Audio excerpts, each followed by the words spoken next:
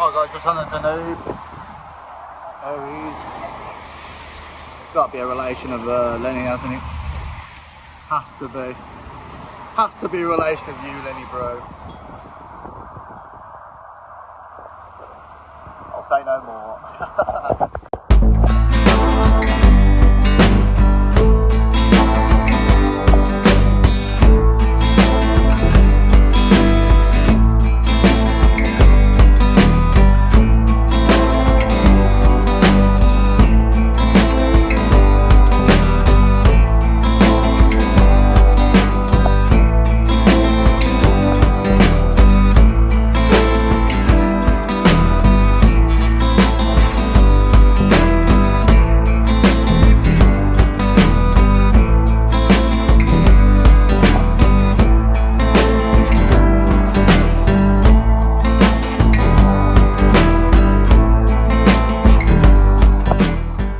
Welcome to Hungary. It's a mysterious vlog in Hungary in my beautiful bedroom here in England. So obviously it's a bit of a different vlog, guys, because I lost my phone. So basically we'll go into the story in a few minutes. But basically I didn't use Wi-Fi. So if it only saves to the cloud if you use Wi-Fi, and in Macedonia and Serbia, I had to use Wi-Fi to use internet access. So it would back up.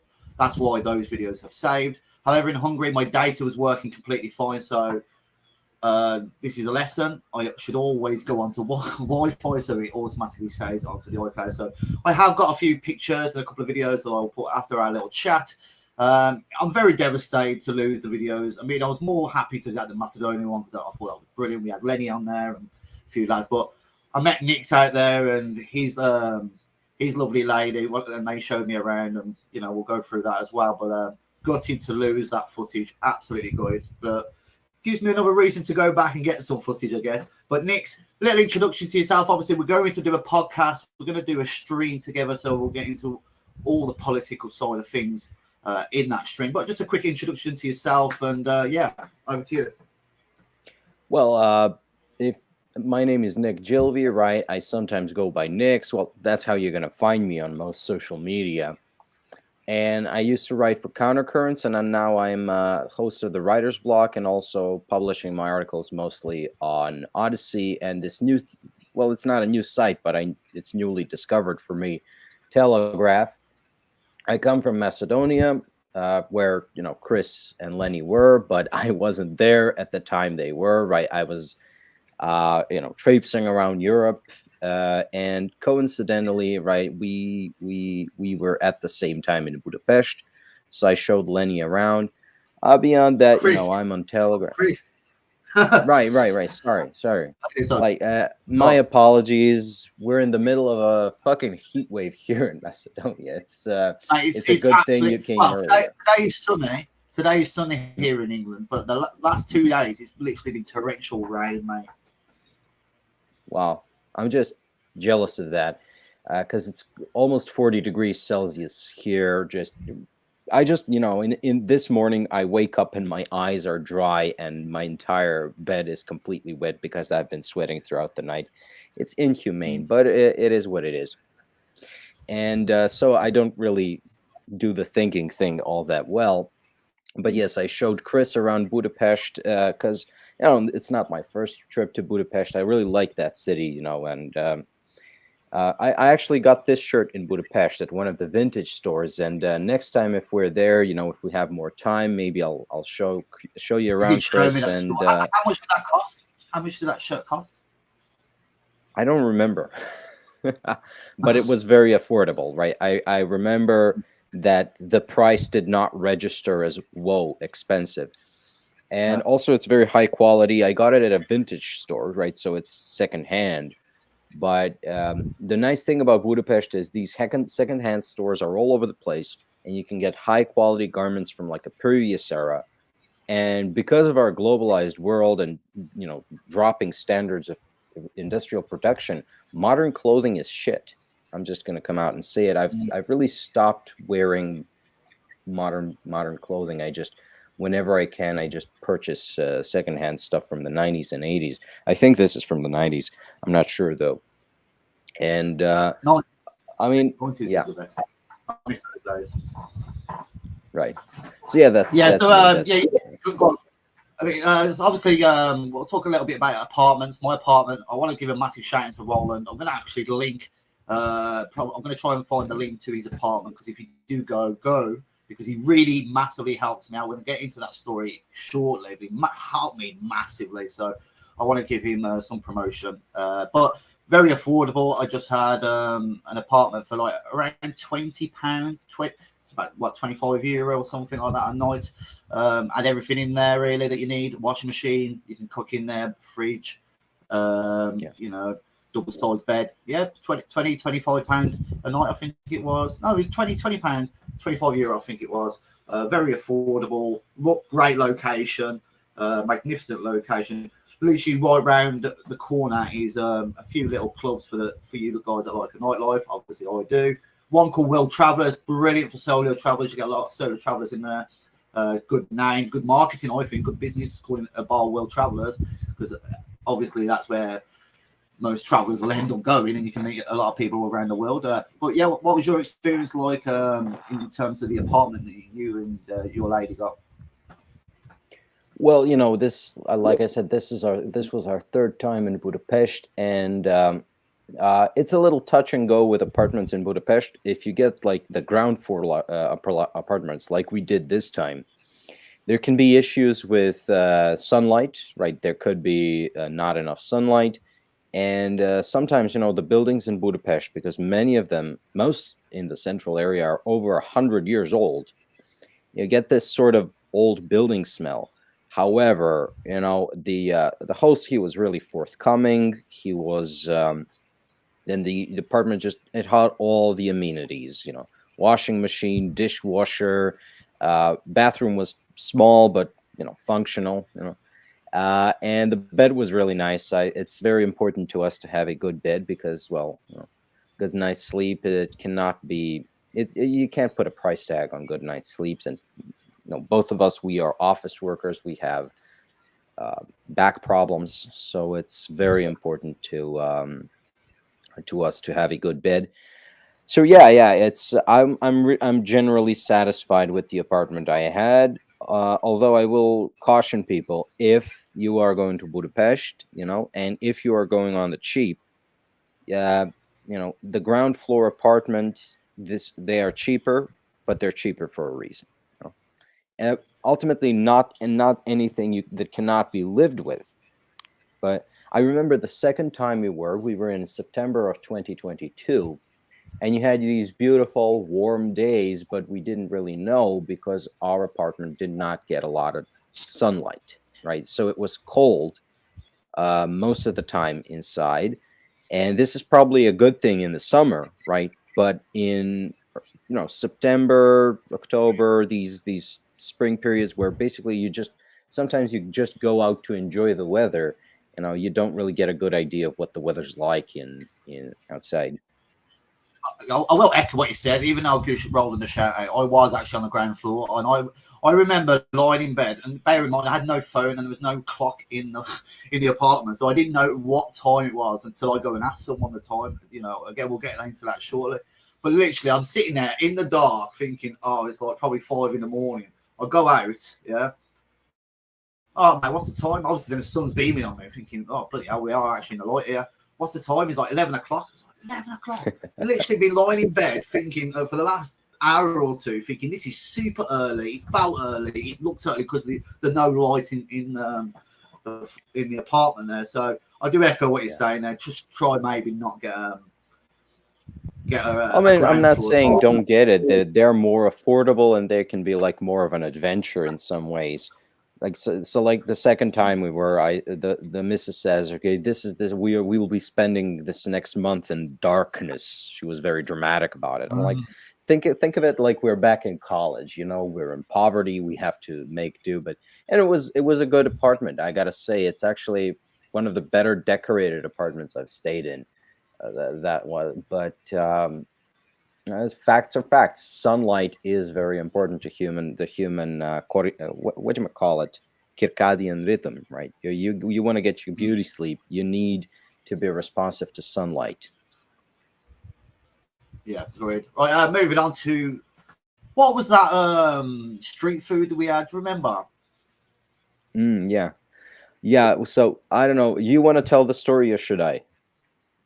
No, you tell the story. Okay, so when we met Chris, we said, you know, you got to try this thing that the Hungarians eat, which is it's called langos, and it was a first time trying it for me as well. I'd heard they eat it, but we're not really street food people, I guess. So let's say, okay, let's try it. So it's dough fried in oil. So you get the batter and it's flattened out, but it's also fluffy. So they fry it in oil or fat, or I don't know what they fry it in. And then they top it with sour cream, and then you get great hard cheese on top of it. And there was also a version with garlic, which maybe we should have tried. Mm. And then we got those. Those are called langos. So they're basically fried batter with sour cream. And we took them to a bench near Michael Jackson's tree. And they have a Michael It had Jackson cheese tree in in it as well. You Budapest. forgot to mention it has cheese in it as well. Right. We ordered the thing with the cheese, but we could have also gotten the one with garlic. And now I'm thinking maybe we should have gotten Yeah, that one. And this like I'm kicking myself because I think that was one of the best one of the best contents I've ever produced myself. The video we took of us eating the langos on that bench near the Michael Jackson tree. It was I don't know how to put it. Yeah, and just kicking myself that yeah, that's been it was lost. so But you know, delicious. Yeah, I apologise, bro. I take full responsibility for that. It was a good video, yeah. man. Really Well, good yeah, video. It's a shit. shame. And yeah, we enjoyed it. It is actually a very filling meal. Although you know, subsequently I spoke to people in Budapest. You know, told them about the langos, and they said, you know, there's an even better place. It's called the Retro Langos, which is apparently near the church somewhere. Mm. So if next time you or I are in Budapest, we should track down this place called Retro Langos and try the langos there, because apparently those are the best in the city. I don't know. I'm not a Yeah, langos connoisseur, but I'm gonna trust my Hungarian friends. yeah, definitely hit me up if you whenever you're going, like, or if there's plenty of notice, let me know, and I'll definitely come and we'll try and not just recreate those moments, but make even better ones and have a bit more time spent with each other. Because obviously, I think we only got to spend 4 or 5 hours, give or take. I can't remember exactly because you were leaving the following day, and obviously it was on a Sunday. You have your show at night as well. So, but it was a fantastic experience and a pleasure to meet you, bro. All right. So, what is there any places or anything to do that you would recommend? Recommend the viewers that might be going to Budapest at any point? Things to do or see. Well, you know, maybe you can link this in the show description, but I did write a travelogue about Budapest. It's called Hermit Crab Cities, right? And it's up on my Odyssey channel. And I actually give a list of places where you can go. You know, the touristy stuff, the stuff you got to see. So if you are in Budapest, I know, touristy crap, but it is really amazing to go up to Buda Castle.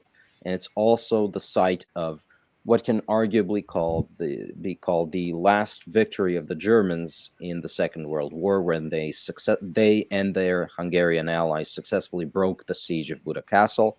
And Hungarian nationalists actually commemorate that event every year, although this year I believe they've been harassed by the government somewhat. But even just aside, the architecture of Buda Castle is just amazing. You got to see that. And I will also recommend people get the full ticket for the tour of St. Stephen's Basilica. So that's the biggest church in Budapest. It's a basilica. It's a central church that's on the Pest side, and you also got to get the ticket for the observation deck, because that's where you're going to get the best view of the city. You know, I actually have pictures of me on the observation deck, and you can see the city in the background. It's an amazing sight. Beyond that, what I like about Budapest is basically you can take the city in, right? You just set foot on the streets, and the streets dictate their own rhythm, and you can just get lost in thought. And by the time you come to, you've wandered off to someplace beautiful. I seriously think it's one of the nicest cities I've seen. Just the architecture alone is amazing.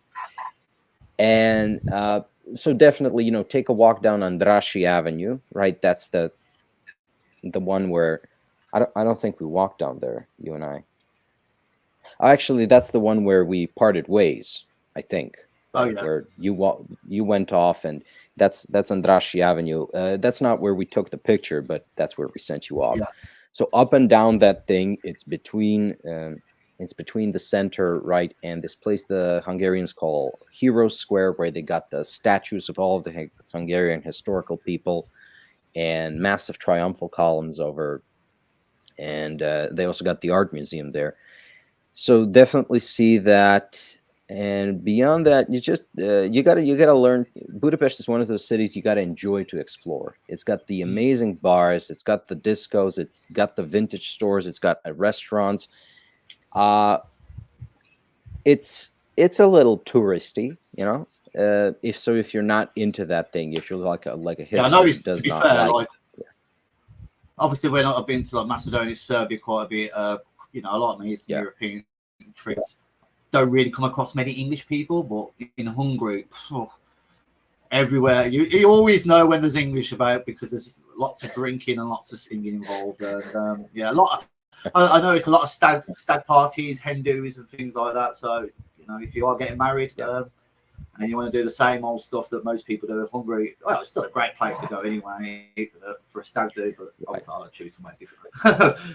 Right. I don't yes, really know what to say to that.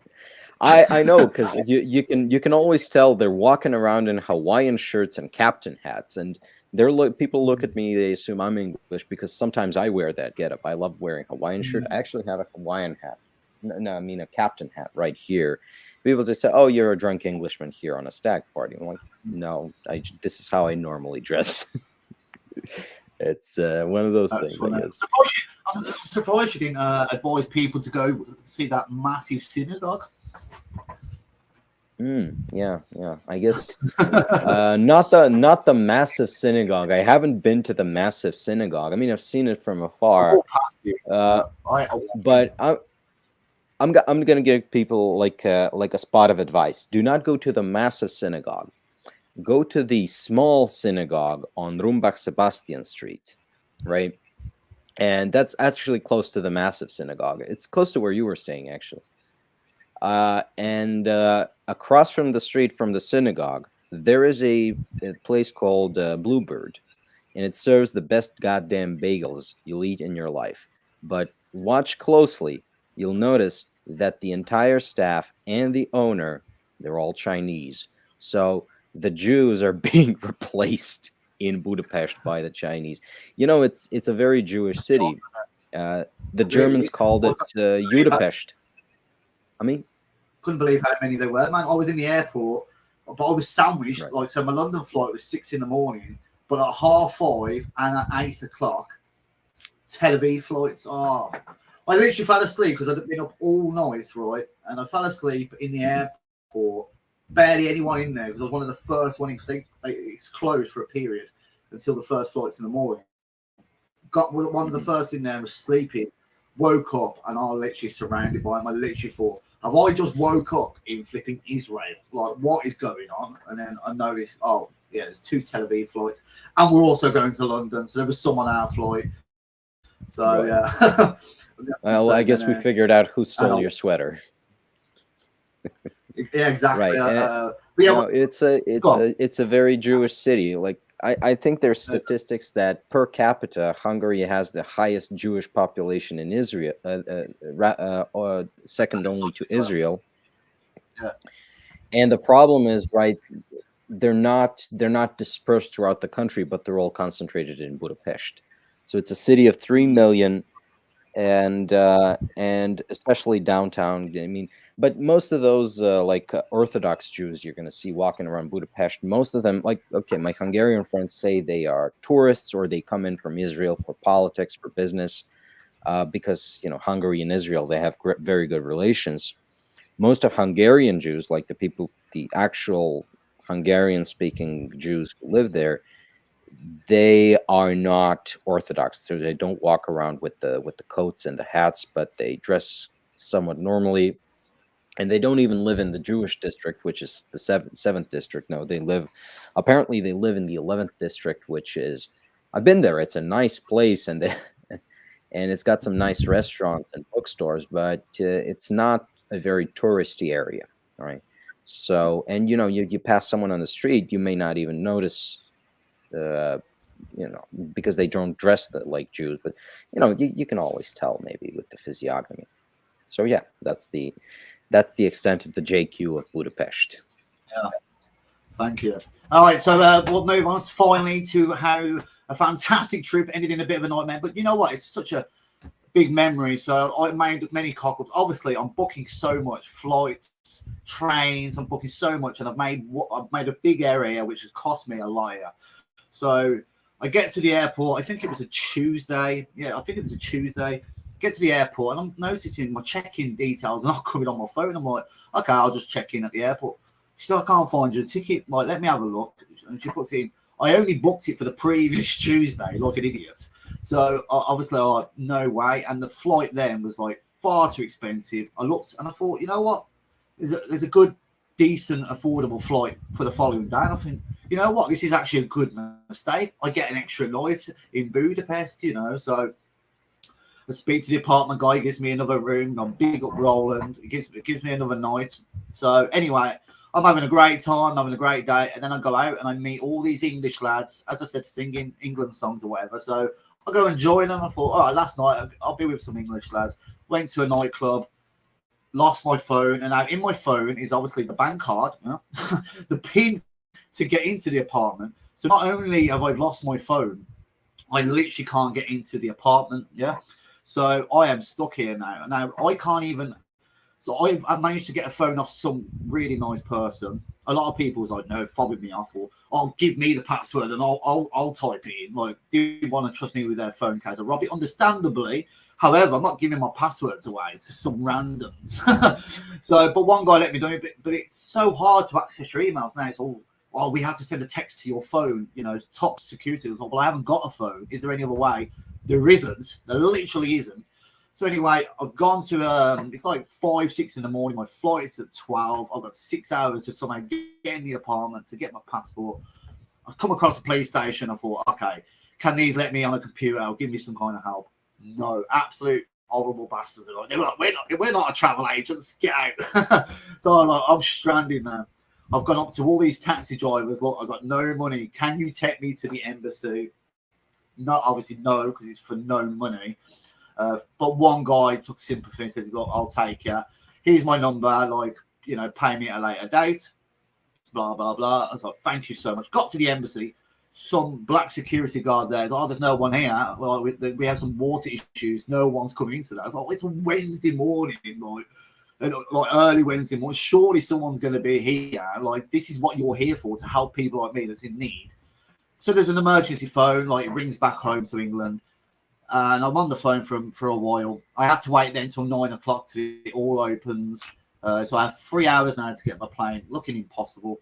And so the guy in London said, we're going to ring up the security guard to give you permission to get in the building, to get on the computer, blah, blah, blah, get on all your details, phone home or whatever. I used Instagram in the end. And they took the piss. They took another hour to give the security guard permission. So I'm standing there outside, no sleep, tired, wanting to just get my flight home. And the security guard wouldn't let me in until he had this phone call. Finally get the phone call.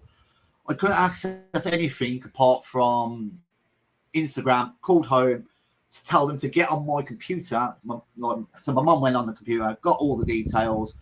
The embassy then gave me taxi money to the apartment, and about the equivalent of £10. But all in this space, I've missed a flight. From the embassy to the apartment, it's about a 20-minute drive. From the apartment to the airport, another 35-minute drive. No chance. Missed the flight. I then had to find an internet cafe. to book another flight, which was the most affordable one for me at the time, was Friday. So I've got 2 nights now on the streets with about £10. However, good old Roland saves the day. I've spoke to Roland for email, told him the situation. He literally gives me the apartment for an extra 2 days, which we're lucky because someone else could have booked that. Yeah, and it wasn't booked. He gives me the apartment for 2 days and says, "All right, get home and you can book it. You can pay for it when you get home." So apartment sorted. I'm not on the streets, but I have £10. So obviously I just get a bit of shopping in, like bread and things like that, just to keep me really going for 2 days. But it was an experience. I wish I had that on film because it was to show that you can literally enjoy a beautiful city with no money. Do you know what I mean? Like, because I was living like a king. Money was an issue for the first 3 days I was there, but for the next 2, I've got nothing. I have got nothing, and I am just roaming around the streets. And it was just an experience. So I wish that, I has made me interested in doing a no money challenge for a video. Like going to a country, obviously, like maybe Estonia. I'm there for 4 nights. What's one day out of 4 nights where maybe not no Estonia, money? right? Maybe a country where you can actually sleep at the street. Estonia gets very cold. Oh, actually, no, I wouldn't street. I would get the apartment. I'll cheat a little bit. I won't do a fully no money challenge. I've got the apartment paid for and booked, but I mean from morning to night.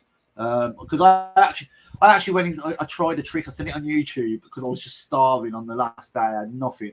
I went into McDonald's. I said I had a big order earlier. I had a massive order earlier, but I was missing like a double cheeseburger and a Coke. Literally got it given for free.